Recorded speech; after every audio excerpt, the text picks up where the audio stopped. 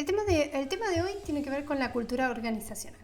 Lo primero que nos preguntamos es ¿qué es la cultura organizacional? Seguramente te lo estés preguntando si no estás familiarizado con el concepto o si lo estás también, porque a veces puede generarnos dudas. Entonces, es un conjunto, básicamente, de características claves que la organización valora y que son compartidos por los miembros de la compañía, ¿vale? Entonces, eso es el primer concepto que hay que tener en cuenta al hablar de la cultura organizacional. ¿Y cómo se aprende esta cultura organizacional? Hay empresas muy fuertes, con culturas muy fuertes, ahora lo vamos a ver, pero cada empresa tiene su manera de trabajar la cultura organizacional. ¿Y cómo se aprende?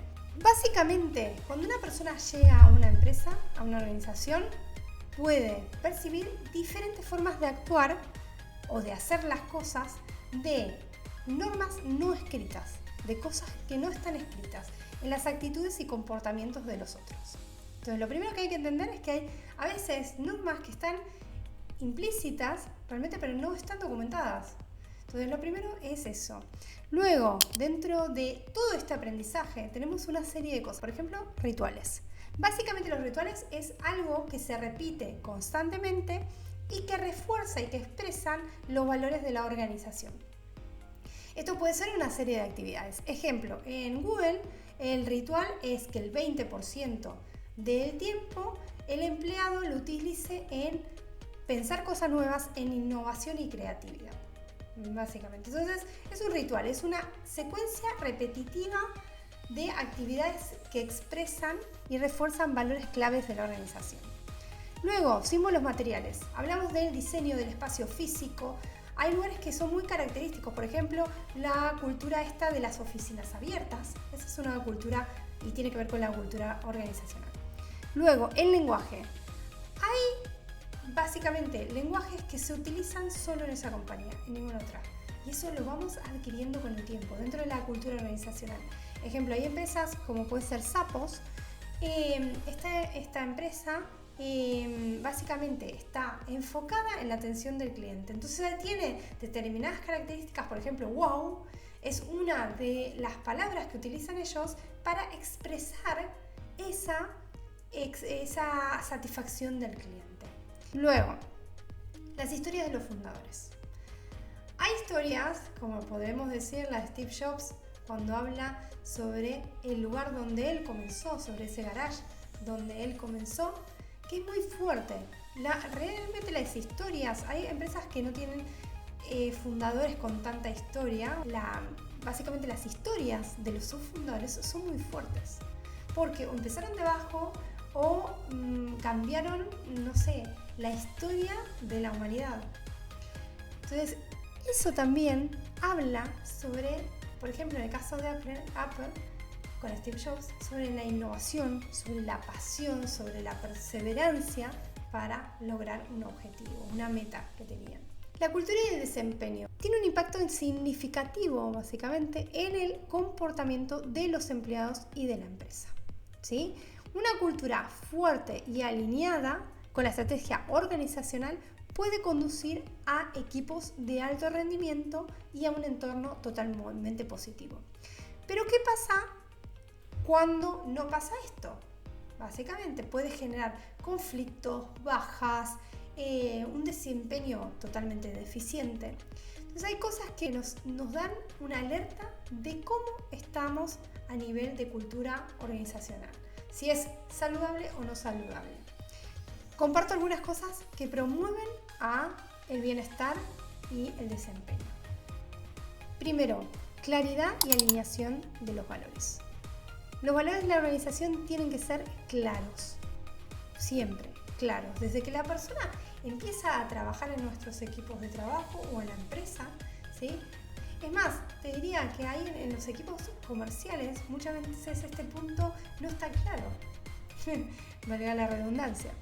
Luego, la comunicación abierta y transparente. Lo dije en el video anterior y lo vuelvo a mencionar. Nosotros necesitamos que nuestros colaboradores estén felices. No hay cosa peor en una empresa que no haya una información clara y transparente. Y eso pasa mucho en las organizaciones. O sea, te invito a que reflexiones como líder qué tipo de liderazgo utilizas a la hora de ser claro y transparente con tu equipo. Hay momentos en donde no podemos ser totalmente transparentes. Ejemplo, cuando hay unas desvinculaciones masivas. O cuando sabes que por alguna razón tienes que desvincular a una persona. Y no hablo de una falta en el rendimiento, o alguna falta grave. No, hablo de que a veces tienes que tomar decisiones muy fuertes. Y vas a estar mal seguramente, porque sabes que no le estás siendo totalmente transparente a tu equipo. Pero sí, sacando estas situaciones que son extras y que pasan, ¿sí? Y muy seguido, seguro también en algunas organizaciones más que otras, realmente sacando ese escenario, sé claro y transparente. Luego, un enfoque en el desarrollo personal y profesional. Lo he hablado en otros vídeos, es súper importante que desarrolles a tu gente. Cuando hablamos de liderazgo situacional y ya sabes en qué estadio de maduración está esa persona, te invito a que desarrolles a tu gente. Que le des oportunidad de crecer, si en lo posible, que si hay cursos dentro de la empresa en donde puedas anotarlos también, que exijas a tus superiores formación para tu equipo, porque es la manera en que tu equipo va a aumentar su rendimiento. Luego, inclusión y diversidad, básicamente en todas sus formas. Esto hablamos más, a veces en los equipos no podemos elegir completamente, pero sí a nivel cultural, hacer una compañía diversa e inclusiva. Y luego, equilibrio entre la vida laboral y personal. Las empresas que se ocupan en entender estos dos conceptos son más felices. Son empresas culturalmente más fuertes. Porque es muy importante hoy, y creo que eso nos lo demostró la pandemia, básicamente, tener un equilibrio entre la vida personal y la laboral. Está pasando, hay una crisis a nivel mundial con respecto al trabajo remoto. Hay países que han mantenido más fuerte el porcentaje de empresas que han adoptado una cultura o híbrida o remota, pero hay otras que han retrocedido y han vuelto al trabajo presencial. Por supuesto que hay trabajos que solo se pueden hacer presenciales, seguro, pero hay muchos que se pueden hacer híbridos o remotos. Te invito a que reflexiones sobre si es realmente necesario que haya una persona 4 días o 4 si es el modelo híbrido, o que sea presencial. Yo creo que en esto hay que promover ese equilibrio. Y ese equilibrio se encuentra también escuchando a tu gente. Hay gente que le encanta ir a trabajar a oficina. Hay otras que no. Y que incluso eso no potencia su resultado. Entonces, reflexiona.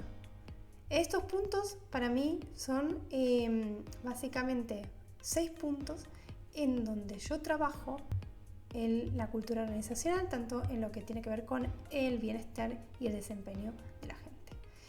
Hay muchísimo más para contar sobre cultura, desempeño, sobre coaching, sobre feedback. Lo iremos viendo en otros vídeos, pero espero que les haya gustado. Sigan mi canal y seguimos con más.